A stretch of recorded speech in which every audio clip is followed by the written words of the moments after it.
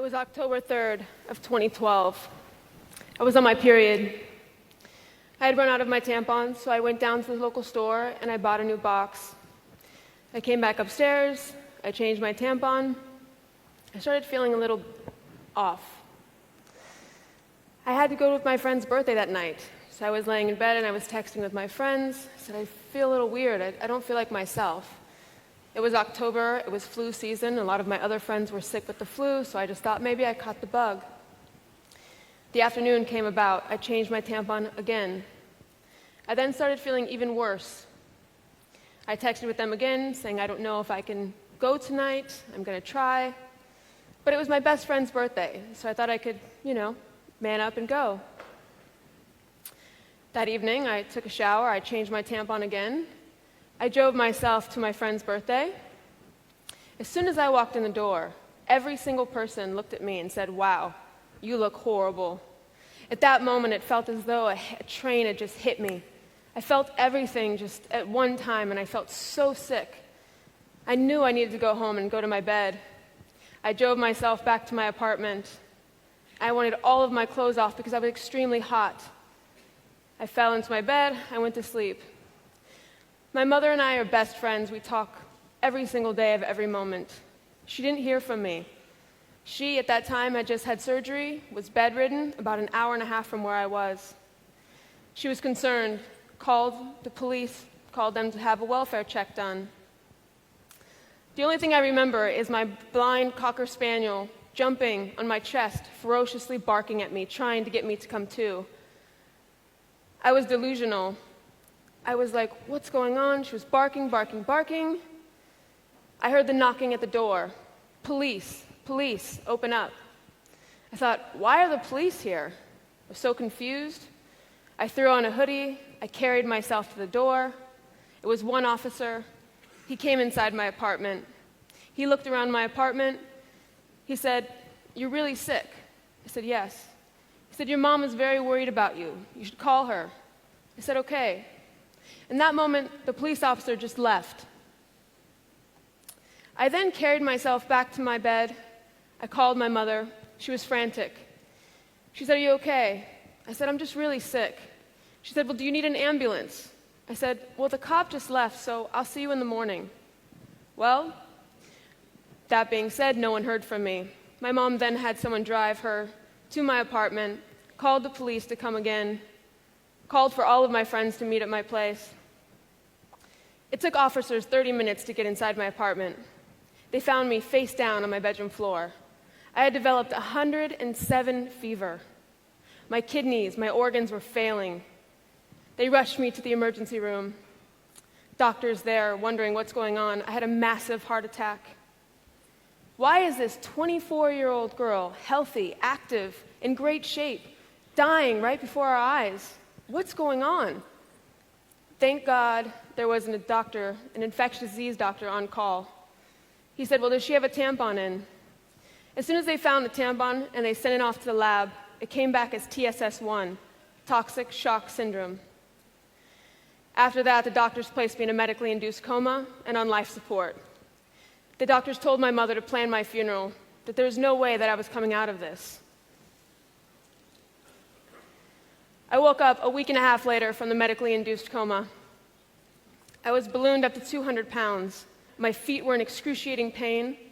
It felt as though someone was sitting there and lighting my feet on fire constantly. I had no idea what was going on. I had no idea what had happened. I saw my mother. There was tubes everywhere. I was very confused. I looked outside. I thought I was in Texas, but really I was in Santa Monica, California. They wanted to get me to UCLA as fast as possible because there is a hyperbaric chamber, which is basically 200% oxygen, which will allow all the blood to go to the necessities of where the blood needs to go to get the organs and everything flowing, my ligaments, everything. I remember as they were trying to figure out and trying to get me moved, there was a nurse. I was alone in my room for the very first time. I always had my mother next to me. I always had someone in the room. A nurse was on the phone to UCLA. She stood behind a curtain on the phone saying, "I have a 24-year-old girl here who's going to need a right leg below the knee amputation." I screamed. I can't even tell you the feeling of knowing that she was speaking about me. How could this happen? How could I lose my mobility? How can I lose my legs? There's no way. They rushed me to UCLA. I was there for about 2 months, in and out of the hyperbaric chamber, 2-3 hours a day, trying to get my legs to come back. Gangrene had set in, which is very deadly. It could spread to your heart really fast. It was moving further and further up my leg, and they told me that I needed to amputate, and amputate fast. My left foot was really severely damaged as well. My toes, my heel, doctors gave me a 50-50 chance that I would ever be able to walk and be functional again. They told me to amputate, and I said no, because I believed in God. I had faith that somehow He would make this okay. Somehow I had my whole leg. I wouldn't have toes, and my heel would forever be, who knows what was going to happen. But I had faith that He would make it work. So I had the amputation. I then went to another rehab center. In total, I spent 4 months in the hospital. They had to shave my head because of all the commotion, obviously. No one cared about my hair. They cared about my life. I was 200 pounds. I had no right leg, and my left foot was completely open. And we didn't know what was going to happen. I was then sent home in a wheelchair for 8 months, back into a society where I had no idea who I was. My whole identity of everything I knew about myself was completely stripped. I was sent back into my room. These 4 walls became my prison. I pushed every single person I could away from me. My mother, my family. I was so ashamed. Who am I? What am I going to do?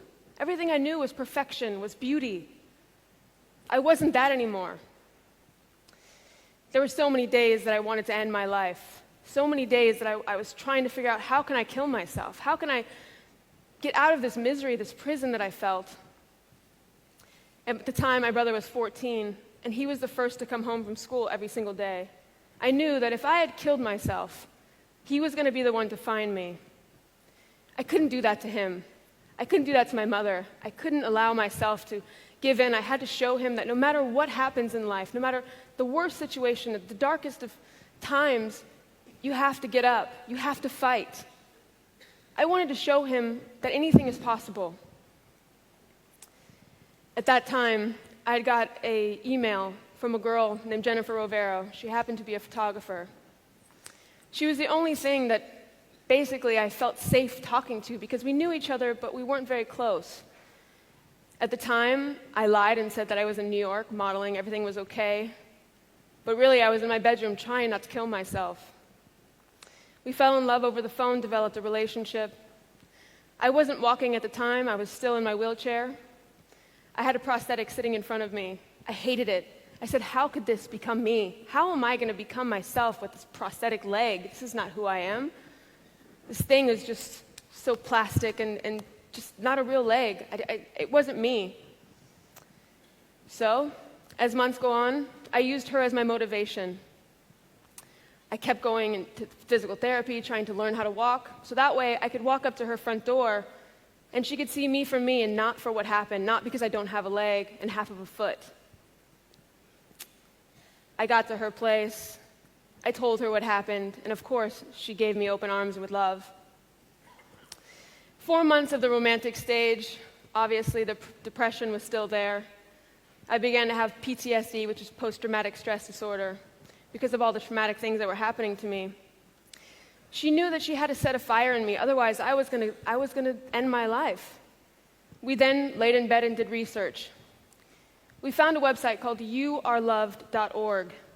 It's basically a website that this woman named Lisa Elferitz had made. She had lost her daughter to TSS in 2010. She was only 16. Once I read all of these little girls' stories who have either died or it's their mothers writing their stories, trying to save other little girls, and informing them of the dangers of tampons, I knew that I had to stand up. I had to share this with the world, that I wasn't the only one. I was just the one that got away. We continued our research into TSS, and we came across a congresswoman. Her name is Carolyn Maloney. She's out of New York City. She's gone in front of Congress trying to pass a bill called the Robin Danielson Act. And this bill is named after a woman who died of toxic shock syndrome in 1998. The bill is just basically for us as women to know what's going in our feminine hygiene products and what the long-term effects it will have on our bodies. It's been rejected by Congress 9 times. So we said, all right, we got to share my story. We have to tell the world. Jennifer, being an amazing photographer, had the idea of me standing in shorts. We wanted to release the story of Vice, and we knew we had to share a powerful, informative, but a different survival story, not a pity party, but of a strong woman standing there trying to stand up for other women, trying to save as many lives as possible. Whether you're a man or a woman, you always have a woman in your life. We released the story with Vice. I stood there for the first time in shorts, revealing myself to the world, this new me. It was one of Vice's biggest stories of 2015, reaching 6 million views.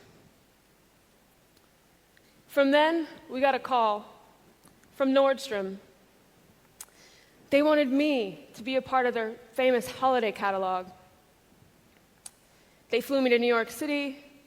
I was so scared. I didn't know what I was going to be doing. It was holiday. Was it dresses? Was it heels? How would my left foot feel in the shoes? How was I going to be able to shoot? Was I going to be able to do well? I had no idea. I was so scared. They welcomed me with open arms. They wanted me to shoot for their activewear, giving my prosthetic its very own page, highlighting my disability, highlighting something that I thought I was ashamed of, showing a different side of beauty. Then in February of 2016, I graced the runways for the very first time, debuting myself for a brand named Chromat. It wasn't a typical runway show, showing very voluptuous women, transgender women, but also showcasing me, an amputee, showing you a different side of beauty, celebrating us. Then I got a call from Kenneth Cole in New York City. He had wanted me to be a part of his courageous class. This was everywhere. Every subway, I would walk on the subways, I would see myself, other amputees taking pictures. It was amazing. I was celebrated. Everyone would see me on the street and say, "Hey, you're the girl from the subway." So much love, so much respect. It was overwhelming. I leave the stage today not only to inform you of a huge women's health issue that we all need to stand up for, but also to show you that no matter what happens in life, no matter what hole you're in, no matter what darkness you're at in your moments in life, there's always an out. And don't let it define you. I am living proof that anything and everything is possible. Thank you.